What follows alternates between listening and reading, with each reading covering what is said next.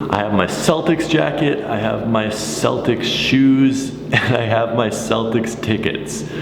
Today is going to be such a great day.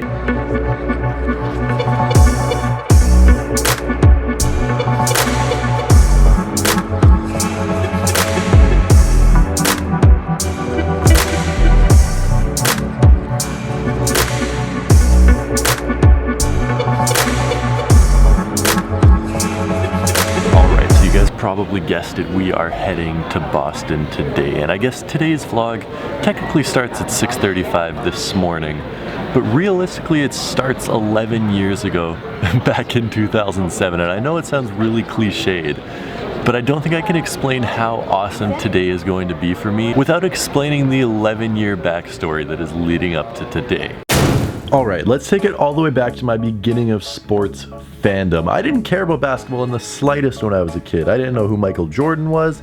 I didn't know who Larry Bird was. I really did not care. I was really into soccer, and that's pretty much all I ever watched. Eventually, around 2007, I started getting a little bit more into basketball. I saw a couple Toronto Raptors games, and then one night I saw a Celtics game, and they were terrible. They were one of the worst teams in the league. But for whatever reason, Paul Pierce just drew me to liking the team. Something about him. Now, as you guys probably have guessed, I picked the best possible time to become a Celtics fan because that following offseason, this happened. Kevin Garnett, Ray Allen, Paul Pierce all teamed up together. I was ecstatic. Ray Allen immediately became my favorite player, Kevin Garnett right behind him, and Paul Pierce was still there, one of the greatest Celtics to ever grace the green uniform. I was over the moon. I watched Celtics games every single night that I got a chance to. If there was a Celtics game on TV, I was watching it. They made it to the NBA Finals, they won, and as everyone remembers, Kevin Garnett put it perfectly. Man, I'm so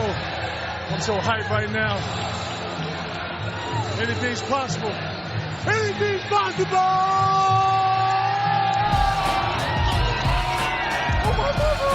We made it to the finals again in 2010, and the Celtics were looking good, but unfortunately old age and injuries took a little bit of a hit to the Celtics, and they stopped being the great team that I had come to know and love. We got guys like Chris Wilcox, Nenad Kristic, Jordan Crawford, random subpar players on the team, and we stopped winning. But eventually things started to change and we got good again. Fast forward to Isaiah Thomas joining the team, Jaylen Brown, my favorite player on the team right now, Marcus Smart.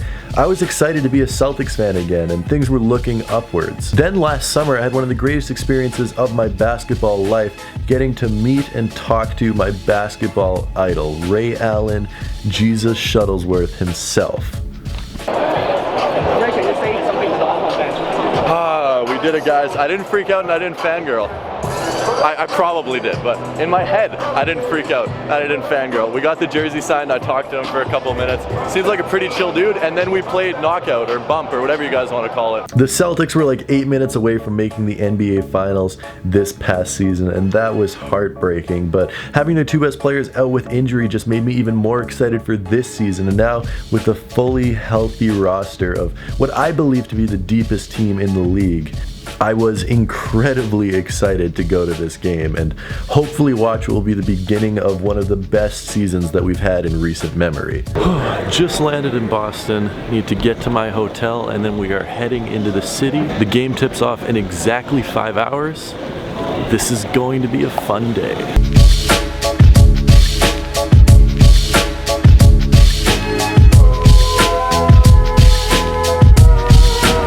Exactly 2 hours before tip-off, and I'm starting to get like really excited. I'm also having ridiculous deja vu. I was here 6 or 7 years ago on St. Patrick's Day at this very spot when I was in high school on a high school trip, and I completely forgot what it looked like and what it felt like, and as soon as I walked back in here, all those memories just flooded back, and just decided to come here to kill some time before the game because it's like a 10-minute walk from the Garden.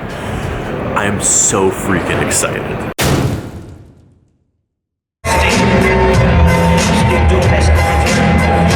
Considering I got these seats last minute, not that bad.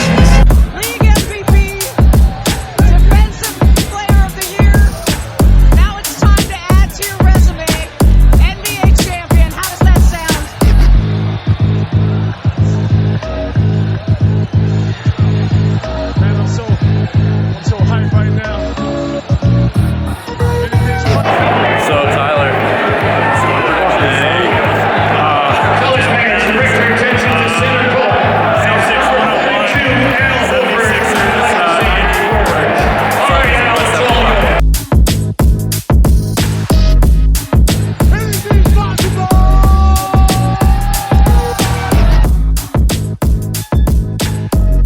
This game was incredible. I knew the atmosphere in Boston was going to be amazing, and especially playing Philadelphia, one of their, if not their largest sporting rivals. The crowd was jacked. They knew how big of a season this could be, just as much as I did and just as much as the players did. Jason Tatum is the greatest player of all time. LeBron who, Michael Jordan who, I don't freaking care. Jason Tatum. Seeing the place that I've seen on TV hundreds of times, finally in person, getting to hear the crowd, getting to feel the building shake when the crowd starts to chant was absolutely amazing. One of the coolest feelings I've felt in my life. Now, if you're a basketball fan, you know that the Celtics won, and they didn't just win, they won by 18 against a team that was touted as being on their same level. But let's face it, that man right there, Jason Tatum, is on another level. I freaking love this team. It was an amazing experience getting to see the crowd roar every time someone took it to the hole for a dunk, or every time someone had a block. It was great. Everyone was booing Embiid. Everyone was booing Redick. The Celtics were hustling. Marcus Smart was doing his thing.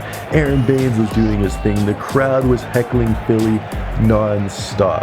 I know it was only 2.5 hours, but spending the money to buy the tickets, get the plane, get the hotel just to come to Boston for the day was 100% worth it.